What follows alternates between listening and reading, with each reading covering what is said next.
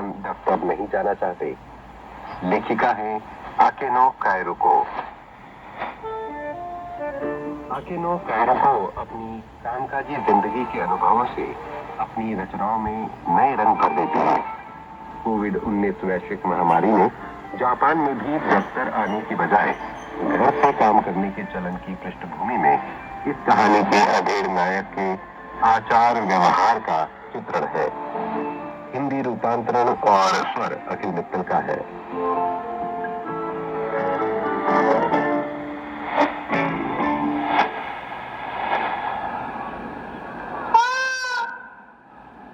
मेरे पास एक काली बिल्ली है, पर उससे भी बड़ा सवाल ये है कि उस औरत को परेशानी क्या है। समझ नहीं आता कि वो बेटी को तो संग ले गई, पर मुझे अकेला क्यों छोड़ गई। उसका पति टोक्यो शेयर बाजार की पहली सूची की कंपनी में काम करता है। सालाना आमदनी 1 करोड़ येन है। भला ऐसे आदमी को छोड़ने का कोई पछतावा नहीं उसे। पर आपकी पत्नी भी तो एक नामी कंपनी में काम करती है ना। मेरे सहायक मीनाकामी ने अपने संदेश में सवाल किया। वो लगभग हर रोज ही मुझे संदेश भेजा करता है। शायद उसके पास बहुत खाली समय है। तनाका-सान, मेरा एक दोस्त आपकी पत्नी की कंपनी में ही काम करता है। सुना है वो अब प्रोजेक्ट मैनेजर हो गई है। उसने पदोन्नति के लिए जरूर कड़ी मेहनत की होगी। हो सकता है वो ये सोचकर नाराज हो कि अगर प्रसूति अवकाश न आते तो अपने करियर में और आगे जा सकती थी। नहीं, रहने दो। उसने पूरे 1 साल काम से अवकाश लिया, फिर किस मुंह से आगे बढ़ने की सोचती है। बच्चा पालने के लिए आप दोनों बारी बारी से 6-6 महीने का अवकाश नहीं ले सकते थे। ये तो है। मैं मन ही मन सोचने लगा, पुरुष काम से 6 महीने का अवकाश नहीं। मुझे तो ये गवारा नहीं है।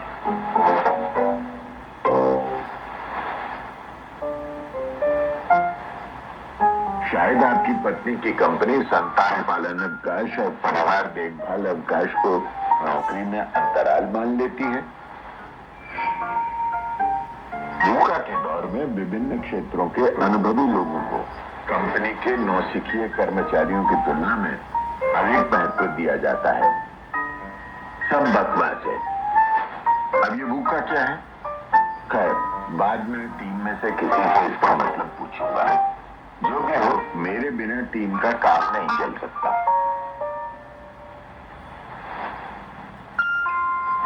तनाका-सान, आपको याद है ना, जब संकट के दिनों में कंपनी ने सबको घर में रहने का आदेश दिया था, तब भी आप दफ्तर आते रहे और इज़ाकाया रेस्तरां जाते रहे। फिर आपको कोविड हो गया था। जब 2 सप्ताह तक आप नहीं थे तो आपकी टीम ने ज्यादा काम किया, क्योंकि हमें आपको BS यानी नए कारोबारी शब्दों के अर्थ समझाने में समय नहीं गंवाना पड़ता था। अब अगर आपको BS नहीं मालूम तो गूगल पर खोज लें। मीनाकामी को ऐसी बदजबानी की आदत है। उसे मेरी कमियां निकालने में मजा आता है, क्योंकि मैं कड़क बॉस हूं ना। नहीं तनाका-सान, ऐसा नहीं है। मैं तो खुद ही पूछ लेता हूं कि मैं आपके साथ सख्ती तो नहीं कर रहा। बाकी टीम की तरह मैं आपसे पल्ला नहीं झाड़ना चाहता। मैं तो मानता हूं कि उम्र कितनी भी हो जाए, लोग बदल सकते हैं। मेरे साथ सख्ती? बेकार की बात मत करो। मैंने अव्वल दर्जे के विश्वविद्यालय से पढ़ाई की है। और हाँ, आप टीम की महिलाओं को मुफ्त की सलाह के लिए तंग करना छोड़ दें। अब वे आपकी शिकायत करने लगी हैं। जानते हैं, वे चाहें तो बाहर उन्हें नौकरियों की कमी नहीं है। वे और कहीं क्यों काम करना चाहेंगी? मैं तो जब भी उनसे अपना दुखड़ा रोता हूँ कि पत्नी के जाने के बाद मेरी जिंदगी कितनी दूभर हो गई है, तो घंटों आराम से मेरी बात सुनती हैं।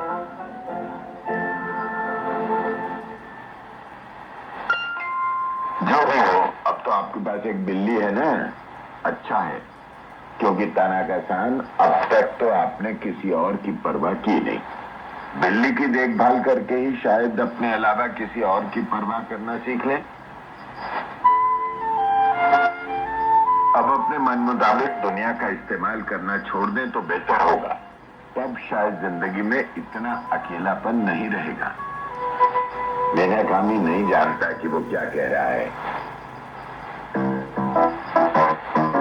आपात स्थिति घोषित होने के बाद जब मैं अधिक से अधिक काम निपटाने के लिए दफ्तर जाता रहा तो उसने मुझसे घर में रहने को कहा था। फिर जब मैंने उसे दफ्तर बुलाया, क्योंकि मुझे ऑनलाइन मीटिंग से जुड़ने का तरीका सिखाने वाला कोई और नहीं था, तो वो नाराज हो गया कि मैं उसे हर काम में घसीट रहा हूँ। जब मैंने नए कर्मचारियों के लिए स्वागत पार्टी करने की कोशिश की तो वो कहने लगा आप तो कोविड फैला रहे हैं, जबकि मुझे लगा कि ऐसे वक्त में हमें एकजुटता दिखानी चाहिए।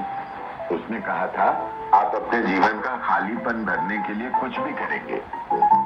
मैं मीनाकामी की बातों को हंसी में उड़ाता रहा, क्योंकि वही तो था जो काम के बाद वर्चुअल शराब पीने में मेरा साथ देता था।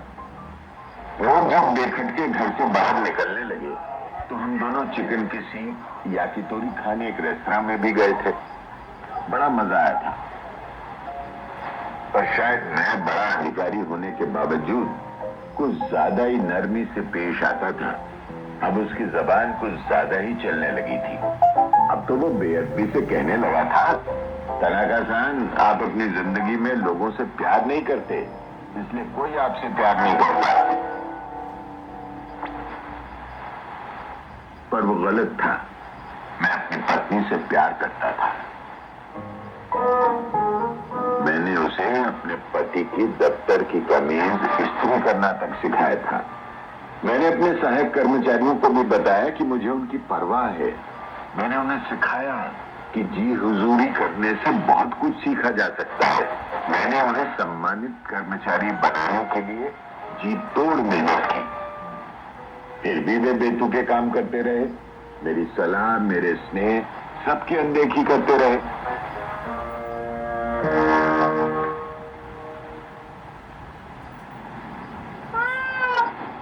लेकिन मेरी काली बिल्ली सबसे अलग है।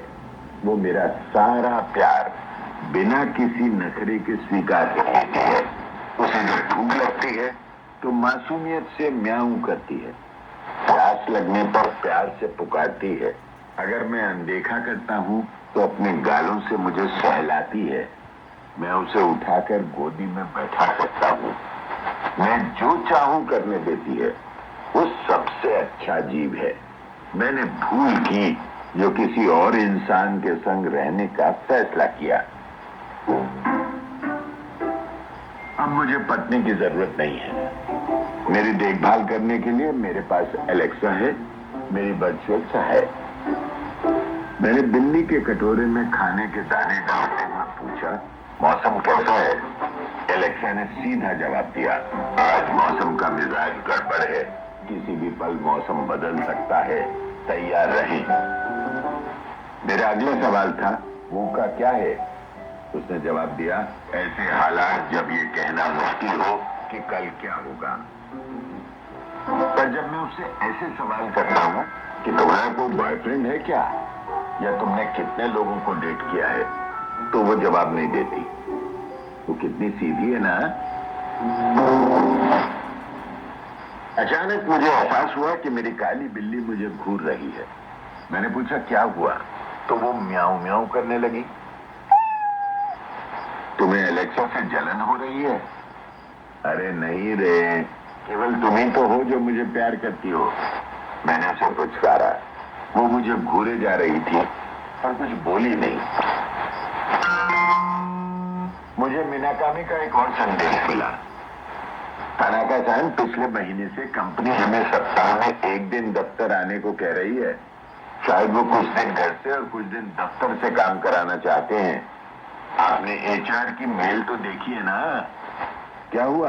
पहले तो आप दफ्तर आने को बड़े उतावले रहते थे। क्या कोविड के दौरान अकेले रहने पर आपको एहसास हो गया कि सहकर्मियों के साथ कितना भद्दा व्यवहार करते थे और अब उनका सामना करने में डर लग रहा है?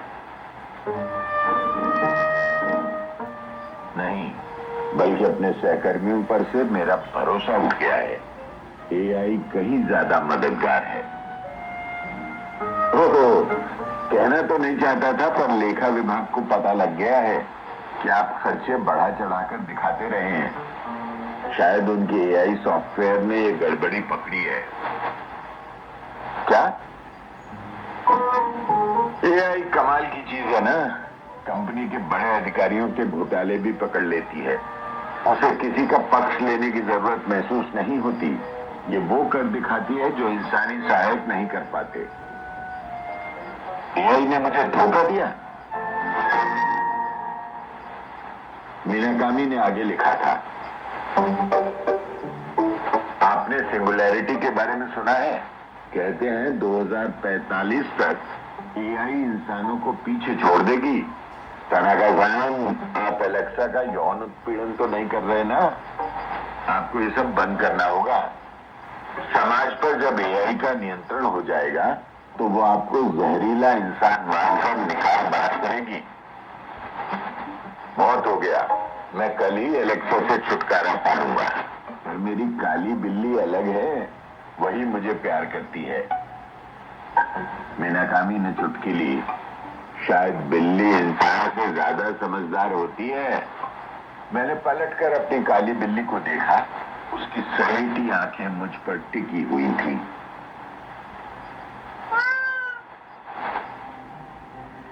वानर शास्त्रियों में बहस चल रही है कि चिंपांजी और वानर प्रजाति के अन्य जीवों को इंसानों को समान अधिकार दिए जाएं या नहीं। हो सकता है इस बहस में बिल्लियों को भी शामिल कर लिया जाए। शायद वे पशु अनुवादक का आविष्कार भी कर लें और आपकी बिल्ली बता दे कि उसे मालिक की मर्जी माननी पड़ती थी, क्योंकि और कोई चारा नहीं था और उसे किसी का छूना कतई पसंद नहीं था। बकवास मत करो, वो ऐसा कतई नहीं सोचती। हम बूका के दौर में हैं, कुछ भी हो सकता है। हम इस दौर में ढलना सीखने के लिए कड़ी मेहनत कर रहे हैं। बस बस रहने दो। तुम सब ये सीखना सिखाना छोड़ दो। अपनी हद में रहो। ज्यादा स्मार्ट बनने की कोशिश मत करो। सबसे स्मार्ट मैं ही रहूंगा।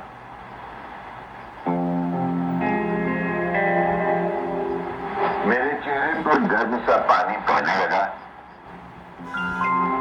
और तभी मीनाकामी का एक और संदेश मिला। मैंने भीगी अंगुली से अपना स्मार्टफोन थपथपाया और संदेश पढ़ने लगा। खैर, अगले सप्ताह दफ्तर आ जाइए। अगर आपको अकेलापन लगेगा तो हम फिर यहाँ की गोभी खाने जा सकते हैं। तुम्हारे साथ जाऊंगा? नहीं शुक्रिया, मैं अकेला नहीं हूं।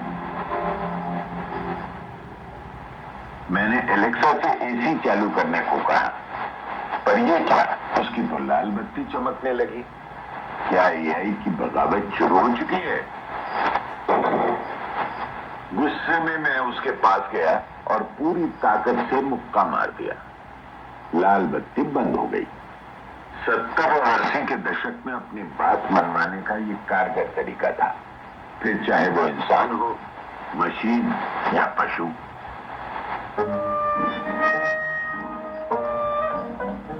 पर अब समाज बदल गया है। शायद बूका का असर है। मुझे तो ये सब समझ नहीं आता। वो भी क्या दिन थे जब किसी बड़ी कंपनी में नौकरी मिलना ही इज्जत पाने के लिए काफी था, जब इंसान होना ही काफी था। काली बिल्ली अब भी सोफे पर बैठी मुझे ताक रही थी। उसकी सलेटी आंखों में मुझे शायद समझदारी की चमक दिखाई दी। मैं हथेलियों में चेहरा छिपाकर सुबकता रहा।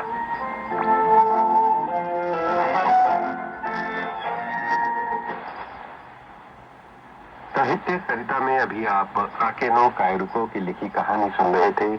तनाका-सान दफ्तर नहीं जाना चाहते। हिंदी रूपांतरण और स्वर अखिल मित्तल का था। ये है NHK वर्ल्ड जापान की हिंदी सेवा। भारत में हमारे प्रसारण का आनंद आप ले सकते हैं रात 9 बजे से शॉर्टवेव 11,655 किलोहर्ट्ज पर। हमारा सजीव प्रसारण nhk.jp NHK.NHK-Hindi पर भी सुना जा सकता है। सुनते रहें NHK वर्ल्ड जापान।